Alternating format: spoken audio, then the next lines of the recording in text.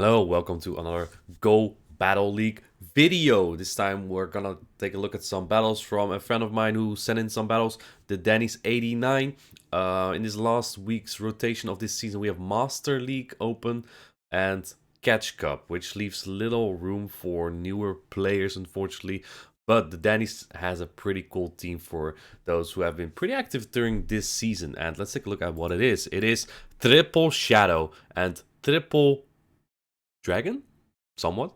They all have dragon moves, dragon fast moves. It's Dragon Tail Shadow Steelix, Dragon Breath, Shadow Gyarados, and Dragon Breath Shadow Dragonair. I don't think there's a particular reason for Dragon Breath over Dragon Tail on Gyarados. I honestly think it might be even better simply because it makes it easier to catch, and it might sometimes be necessary when you have a fragile Pokemon like Gyarados. Also easier to time your moves at times. Let's take a look at how this goes. I have no idea what moveset he runs, but his first battle is against Kakaroto, one of the best Japanese players, and he gets a fantastic lead here because you resist Dragon Breaths, but you deal super effective Dragon Tails. So let's see. They swap into Skarmory. Now, the Danny's doesn't really have an answer to this, and looking at his moveset, he's not running Psychic Fangs. That's Steelix usually runs nowadays because it makes the fast move pressure way more oppressive, but he's gonna stay in. This is still a fine matchup for Steelix. He's not weak to Dragonair in the back. If it is double steel, it's gonna be a big problem though. This Sky Attack is gonna tickle.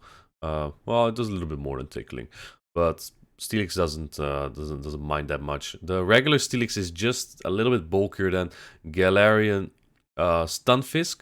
Just to give a little bit of an idea of how bulky it is. Shadow obviously isn't as bulky as its regular counterpart, but still handles this Skarmory pretty well. And actually decides to shield this move. That is a Brave Bird. I don't know if that would have knocked it out. I don't think it would have, but it would have put the Steelix very low to the point it's not useful anymore. And this Dragonair is still gonna have a lot of trouble with it. But it is double steel, and it's an interesting steel type. The Danny's goes for another crunch, doesn't want to go for the Earthquake in case Ferrothorn might throw a Power Whip before that, which I like. This move still gets no shielded. I guess Kakaroto wants to keep his shields for the Dragonair. Dragonair is a fragile Pokemon, but little does he know is that there's only fast move pressure on this team of the Danny's. And honestly, his two Pokemons in the back, they have like really cheap charge moves as well, right? Body Slam and Aqua Tail on Dragonair and Aqua Tail on the Gyarados, I think. I haven't seen it yet. So that really combines well with high fast move pressure and high charge move pressure. He lets another resisted Power Whip go, doesn't do that much. But at this point, let's see. Oh, they both blind swap into their Pokemons. And man, Stab Dragon Breath from Dragonair does about as much as a super effective Dragon Breath from Gyarados. But that last Dragon Breath from Dragonair doesn't come in, and that might be crucial because now this Gyarados gets more Dragon Breath damage into the Ferrothorn, and it barely gets Dragon Breath down. Really close game and very well played, and a nice screenshot there. Next battle is against a Dragonite lead. This again is beautiful. Steelix does very well here. And the opponents, again, say swaps a steel type. And this is where your backline is useless. But honestly, as long as you don't use shields, it's very fine. Now, most people might not expect the Earthquake, so this might get no shielded, and that probably would KO. Oh, and it gets shielded down. That's so unfortunate. Now, does the opponent have Earthquake, though? They build up to a lot of energy as well. It's just a Psychic Fang and a very good no-shield. And actually swaps into the Gyarados after that. Probably thinking, if I can just get this Aqua Tail off, that will KO, and I will still have a very healthy Steelix. Let's see. Not sure if you get... Oh my goodness. Another Psychic Fang comes in. I think you survive barely. He lets that go. And you have to survive the Dragon Tail after. Or does he get to the Aqua Tail? Oh, he gets there in the Dragon Tail. Really close, really close. And probably very crucial as well. It does get shielded, which means the opponent now has switch advantage. But the Danny's is 2 shields up. And Dragonite with 2 shields down, I can tell you, that's not a great Pokemon. Didn't get 1 turn lag upon swapping in there because he didn't get the Dragon Tail through. Psychic Fangs resisted, doesn't do that much. Oh, he's CMP, that's why. Probably has a decent Steelix then. if he loses CMP there. And in the back is a Lickitung. It's not an XL one though, but the opponent is not joking around. And this Dragonite not even going to get to a charge move. Already going to go down by this body slam here. But this is gonna get really close because Shadow Steelix is already pretty low. It will feint to a Power Whip. On the other hand though, this is an underleveled Lickitung. Maybe the opponent is still working on it, or they just want to make it look like they have an overpowered Pokemon. But this Lickitung is not as bulky as we've seen most Lickitung being. And yeah, the opponent is trying to get to probably a Body Slam and a Power Whip.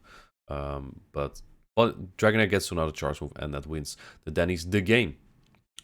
I mean, he also had 2 shields, so there wasn't much play. Steelix into Munchlax. If this is Tackle Munchlax, I think this is decent, but it is Lick. Lick is neutral. It's not Zapdos, so it's not going to do much, but it does about as much as these Dragon Tails. They're about equal health here. I think you would survive a potential Bulldoze. It's a pretty weak move, even if super effective. Yeah, barely is put into the red. Are you going for the Earthquake here? Does not go for the Earthquake. The Earthquake probably will KO here as well. But looks like the Danny's playing it safe and gonna go for that double crunch. Honestly, if there's one Charmer anywhere... Oh, he saves that move. If there's one Charmer, it's definitely over. But in the back is a Toxapex. I think this is one of the more common Pokemons in Catch Cup right now. And it really shines, especially with things like Registeel not being available currently. Basically only really Galarian, Stunfisk, and Swampert as his hardest answers. And Skarmory. It's really good right now. And it outbulks his Dragonair by far. But Dragonair is pretty spammy, has a good moveset, so it still puts in a lot of work. In fact, if the Denny's use shields now, he can win switch, but he's not going to because the Munchlax already is quite low. Does Brine KO? Brine is a terrible move. Poison Jab makes up for it, the fast move, really good fast move, but Brine is a terrible charge move. It's so bad. It is a Brine, it probably doesn't even do like 20%. It probably does about 20%. It is a Brine.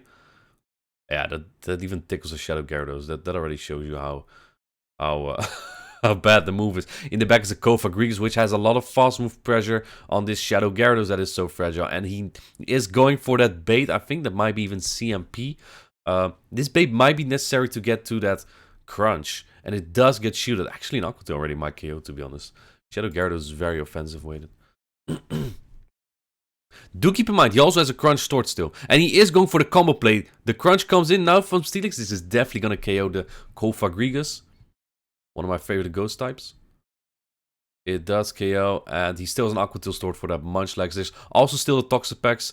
But the opponent gave up switch. So that timer might not be up yet.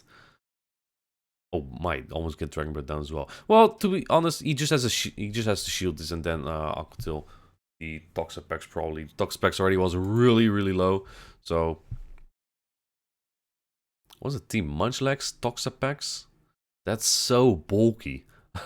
And Kofagrigus. Those are all very bulky Pokemon. The Denny's has 2 very fragile on the back. So that's not an easy win. That really isn't an easy win. Next battle, Shadow Steelix into Galarian Zapdos. Now, if it was a Kanto Zapdos, this was great. But it's not, so he has to get out. Going into the Shadow Gyarados as a safe swap. Look at that thing jumping. That's counter, by the way, in case you can't see it very well. He is jumping to do counters. And look at how much damage Shadow Gyarados is taking. Counter is so busted. This thing has Ancient Power, Brave Bird, and I believe Close Combat. And then in comes the Toxapex to soak up all this damage. This kind of sucks for the Denny's. Because those crunches are not going to do enough. He doesn't even get the debuff here. I'm pretty sure this Toxapex can just farm down. Maybe he has to shield. I don't think he even has to shield, to be honest. Toxapex is so bulky. It's like comparable to the Umbreon. It's the Poison Umbreon. The opponent doesn't shield and gets the farm down completely. That's horrible for the Denny's. Has to take a charge move on the Steelix and is a shield down and doesn't have switch. You need a really good matchup in the back to win this.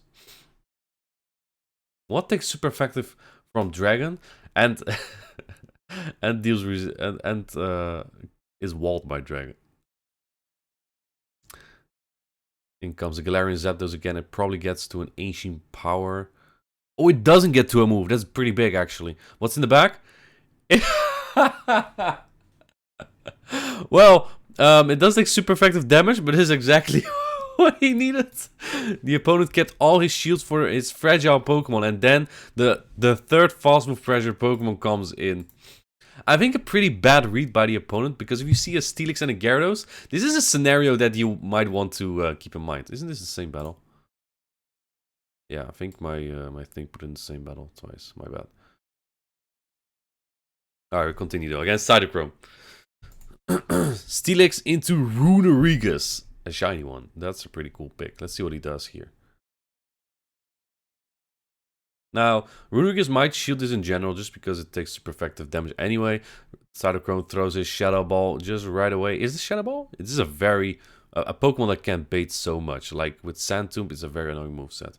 Farming up more energy here. Timing his Crunch perfectly. Crunch comes in. This might KO the Runerigus. And you can't really swap because nothing on your team likes a Shadow Ball. Lets that go. And in the back is a Hat Toxicroak. It's a Hat Toxicroak. And then the Toxapex.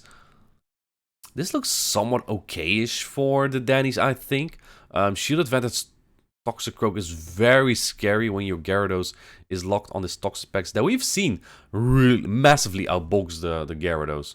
But it does get shielded, so that's pretty good for the Dannies here. If this is a Brine, it doesn't KO. It is Brine. Doesn't KO. And gets to the Crunch. That really helps because now this... the Steelix might not even have to throw a move. Well, it probably does, because Toxapex is so bulky. But you can at least farm up more energy reliably. Still not in Brine range, so he can even take this move, but probably has to throw a move at some point.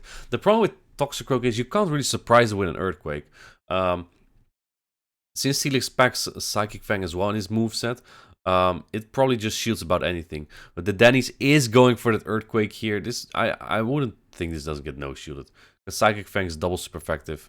Will probably kill this as well. It does get shielded. And if the Toxicroak with Hat is dry, then this Dragonair will outpace. Counters with Mud Bomb will probably kill. Look at how much those counters are doing. And he does get to the Aqua Tail first. Now the Toxapex needs to get to a Sludge Wave to KO. Because a Brine, again, a very weak move, doesn't do it. Yeah, Toxapex already so low. Doesn't get to the Sludge Wave, and that's a good game. I can love Toxicroak with Hat. It looks cool. Steelix into Toxapex. Again, that is the hard meta at this moment, and Steelix is so good against it. But the opponent might be double weak to this because he's staying in. So that could imply that there's like a dragon in the back. I'm surprised we haven't seen anything like a Medicham or G-Fisk. Pretty sure those are around because there's always people who want to try out the last couple days, right? And it is the way. If you want to hit Legend easily, you get a Medicham and the G-Fisk for Catch Cup. Goes for the Earthquake. This has to land, right? No one expects this. Everyone expects the Psychic Fangs on this. Bam! There we go. It lands. And in the back is an Obstagoon. And a Snorlax. That's a budget Nidoqueen Lickitung variant of this team. Actually, budget. The Toxapex is way more expensive. Almost good XL. But this looks okay. The Crunch lands, does massive damage to Shadow Snorlax. That's pretty fragile as well in open. In Great League. And let's Body Slam go. Probably just going to sweep with the Dragonair. Trying to fast move it. Trying to fast move everything down. That really is just the purpose of this team. Especially if you don't see any fairies.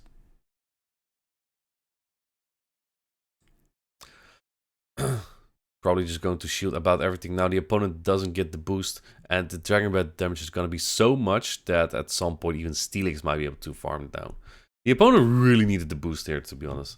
Like, if you can farm down this Dragonair, then maybe you could win. But the non-step counters just don't do enough here. And actually catch it another Night Slash. I don't know if that's necessary, but at least you ensure it doesn't cross-shop you now. So I guess you have the going for you, which is nice. And farms down that Obstagoon. Very well played. I believe we have 2 more battles to go here. These are going quite fast. We have an Umbreon. If you thought Toxapex was bulky, well, here's another one that's so bulky. But again, we have Earthquake, so we hit this hard. And on top of that, no one ever shields their Umbreon. So we're definitely going to land an Earthquake here. And I want to see how much that does. Shadow Steelix. It's pretty new. Here we go. I think it does about 50%. I'm guessing 50%. 40, more like 40. I think even if you land that, you still lose this, to be honest. Umbreon just outbulks, very spammy. Opponent's probably almost at 2 moves here. And then opts to go into the Gyarados. I think a Foul Play still does about 40% here. And in comes a Skarmy. As crazy as this sounds, it's actually not the worst matchup, just because Air Slash is such a bad move. A bad fast move. So the fast move pressure is not that big on Gyarados. And Dragon Breath is a really good move. So if you time your moves well, this actually goes quite decently. You do have to shield a move here if you want to keep your Gyarados alive, and he does shield it up. But this doesn't look good for the Denny's yet again, because the Umbreon is loaded. Can you farm to 2 Aqua Tails? He's not going to farm to 2 Aqua Tails. In fact, an Air Slash even comes through. That kind of sucks. Does this get shielded? Aqua Tail going through, it does not get shielded. The opponent is keeping shields in the back for something. And that's exactly what the Denny's wants to see. A Shadow Venusaur, because this is where Dragonair shines. But again, there's energy on that Umbreon as well. A Sludge might kill Dragonair, but look at how much damage this Venusaur already took. Going into that Dragonair, the Dragon Breaths add up so much. I think a Sludge will KO. Even a Frenzy Plant will probably do about 50 to 60%, to be honest. It is a Sludge. In comes that Umbreon, catches the Foul Play, and now the Venusaur, if it gets to a Sludge, the Venusaur probably wins. If it doesn't, if it gets fast moved down, then it loses. Let's take a look. The opponent does undercharge that to get energy on the Venusaur. I think that's somewhat of a misplay. But yeah, the Venusaur solo, it barely doesn't get to the Sludge Bomb. Really, really nice fast move pressure yet again. Bairusama, again, a very good Japanese player, leading Nidoqueen. I'm pretty sure as one of his favorite Pokemons, considering how much I've seen it on his teams. He might just have built a new one for Catch Cup.